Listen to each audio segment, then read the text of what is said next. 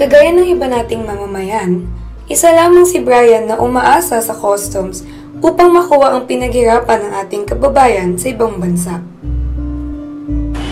Dahil sa makabagong teknolohiya, may mga nauusong bagong paraan upang bumili ng mga gamit na wala sa ating bansa. Ngunit hindi lahat ng ito ay napapadala ng maayos sa ating tahanan. Kilalanin natin si Brian Eusebio, isa sa mga hindi pinalad sa kanyang inaasahang padala. Magandang hapon po. Ako po si Diana. So, pwede po ba magtanong tungkol sa mga pinadala niyo? Kasi last 2 months, nagtitingin-tingin ako sa internet. Tapos kailangan ko kasi ng camera. So, nag-search ako. So, naisipan ko bumili sa internet. So, ano pong carrier na ginamit niyo para makuha yung gamit niyo? Nag-try ako sa EMS kasi subuko na rin yun. Matagal na kasi akong nagbibili ng online. So, kailan niyo po siya nakuha? Simula yung in-order niyo yun sa ibang bansa? Actually, last 2 buwan na ako naghihintay. Pero sabi sa internet, sabi sa carrier, 2 to 3 days lang. So, nakuha niyo po ba ng maayos yung pinadala niyong gamit? Kahapon, pumunta ako dun sa EMS Pasay. Kaso, nag-expect ako na makukuha ko siya ng maayos. Pero pagdating ko doon, sobrang haba ng pila. Tapos yung pila nila hindi pa maayos. Tapos yung mga guard, di ako pinapansin. Until nakita ko nung kahera na sigaw-sigaw na ako doon. Tapos in-entertain niya ako kung ano daw kailangan ko. So binigay ko yung tracking number ko doon sa cashier. Tapos sabi nila, andun daw yung camera ko. Tapos kinuha niya dun sa may storage room. Sabi, pagbalik niya, andun naman yung camera. Kaso, kasama yung resibo. Sabi niya, may babayaran daw akong tax. Tapos kasama yung storage fee na 2 buwan na daw itong nakalagay sa kanila. So, ano ginawa niyo pong action para dun sa gamit niyo? So, nagreklamo ako sa kanila kasi ba't akong babayad ng storage fee? Kasi sabi dun sa internet, 2 to 3 days lang. Tapos yung tax, nagtaka ko, ba't mas mahal pa dun sa binili ko? So, anong action po? Anong tulong ang ginawa nila sa inyo para dun sa gamit na in-order nyo sa ibang bansa? Kasi nung pagkakita ko ng resibo ko, nagbigla ako. So, nireklamo ko sila. Nagtanong ako, nag-complain ako, ba't ganun? Kasi, ba't ang laki ng babayaran ko hindi naman ako na-late na pagpunta. Nag-text lang sila na andun na after ng 2 months. So, nagreklamo ko, tapos di nila ako pinansin. Para wala nang problema, binayaran ko na lang lahat. At para makalis na rin ako kasi tagal ko na naghintay dun. So, ibig sabihin niyo po hindi sila tumulong, ni onting tulong po sa inyo para doon sa transaksyon ng ginawa nila? Hindi po. Sa totoo lang, pagtanggap ko ng camera, nakita ko yung box strip, naka-reseal na, at mukha na siyang binuksan. Sa tingin niyo may mali sa kondisyon nung pagka-compute nila, calculate nila nung presyo at saka pag-transaction nila dito sa Pilipinas? Oo, kasi nung binayaran ko, wala man lang silang pinakitang computation kung ba't naging ganun yung babayaran ko. Sobrang laki kasi.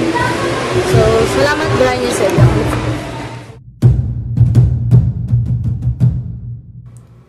Kung karaniwan ang traffic enforcer na humihingi ng kotong, may iba ang aming nakilala na si Joseph, isang suspendido na traffic enforcer. Nung Miyerkules, nung may nahuli ako, tapos nakita ko official pala sa gobyerno. Nilapitan ko siya. Tapos, nung nung binibigyan ko na siya ng ticket, sabi niya, wag na daw niya ako bigyan ng ticket, tapos babayaran na lang daw niya ako para wala na daw siyang babayaran. Tapos, nung nagkataon, dumating yung chairman namin. Sinumbong niya ako sa chairman namin, tapos binaliktad niya yung kwento na sinusulat ko daw siya na kahit hindi naman totoo.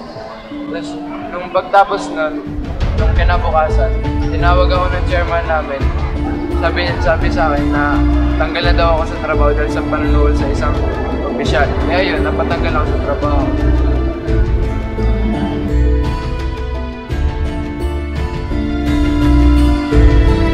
Sa kwento ni Queenie, bibihira ang tuwirang makasaksi sa korupsyon lalo na sa isang mataas na departamento ng pamahalaan. Magandang hapon po. Ako si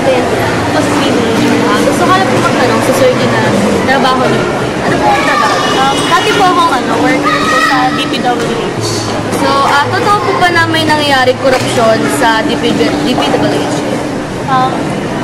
Meron po akong narinig na iba, pero meron din po ako na witness na naranasan ko po yun. So, ibig sabihin is parang ginipit ka nila or parang may naranasan ka sa paggigipit nila sa iyong trabaho mo.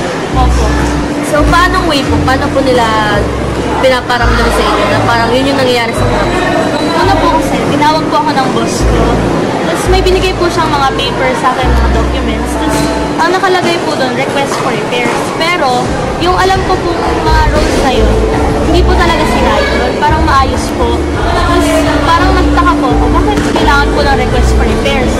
Sabi po ng boss ko, siya na daw po, wag na daw po ako mag-alala. Siya na daw po bahala na maghati na lang daw po kami. Tapos after po nun, diba po nabigay na po sa akin yung documents, na-realize ko po na bakit after po nung nakita ko yung mga documents, na-realize ko po na ito na po pala yung sinasabi nilang corruption. So, in the end, ano po ginawa niyong paraan para matuloy lang? Naisip ko po na magsabi na lang or magsumbong na lang po sa mas nakakataas sa kanila. So, ano po nangyari sa inyo pagtapos yung magsumbong? Ginipit ba nila kayo o tinanggal kayo sa trabaho, posisyon niyo po? Tinanggal po kami sa posisyon. Kami pong dalawa. Parang, syempre po pag ganun, dinamay na lang niya po. So, wala man na sila ginawang aksyon, yung pinagsumbungan niyo na yun yung mangyayari sa inyo. Wala silang ginawang way para mas ituloy lang din yung trabaho nito. Wala po. Parang biglaan na lang po yung pagtanggal. Maraming salamat. Kagaya sa mga tuklasang kwento, madami yung nakakaranas ng korupsyon at katiwalian. Ang mga Pilipino din ang magdudusa sa kasakiman ng iba. Mula sa ating kasaysayan hanggang sa kasalukuyan, nandyan na ang paggamit ng kapangyarihan para sa ikabubuti ng iilan. Sa pagnanais ng kapangyarihan, hindi na namamalayan ang natatapakan at ang mga sumpa ng tapat na serbisyo.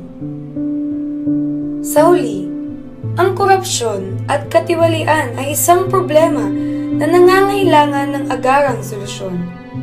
Kung hindi maiibsan, babagsak ang Pilipinas kasama ang mga mamamayan nito.